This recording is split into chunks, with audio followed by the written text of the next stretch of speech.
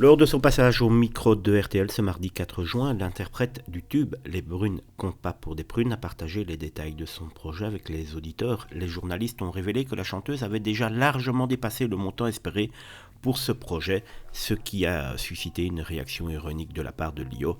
Il y a trop de gens qui m'aiment, a-t-elle plaisanté. Je ne sais pas si vous aviez vu passer l'information, mais en effet, la belle chanteuse belge avait fait une cagnotte en ligne pour pouvoir promouvoir son nouvel album, n'ayant plus les moyens de le faire et les maisons d'édition ne voulant plus véritablement s'allier avec elle. À 60 ans passés, Lio se dit béni par cet amour inattendu et apprécie le temps nécessaire à la gestation des projets tout en évoquant son rapport au temps qui passe. Cependant, cette initiative découle en partie du rejet de l'industrie musicale à son égard.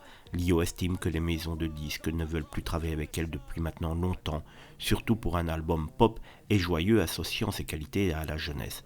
Elle déplore également l'absence d'intérêt des instances dirigeantes pour ses projets, refusant de s'engager dans des négociations qui ne lui conviennent pas. Et évidemment, Lio a clairement dit que les maisons d'édition, en tout cas les maisons de disques, ne voulaient plus s'allier avec elle car elle était une femme de 60 ans et qu'elle ne faisait plus vendre.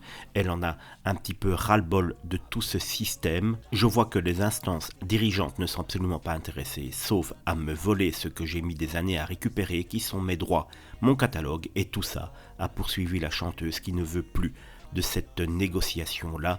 Le ton est donné, Lio sort les dents et ce n'est pas la première fois, mais cette fois-ci, je trouve qu'elle a quand même un petit peu raison.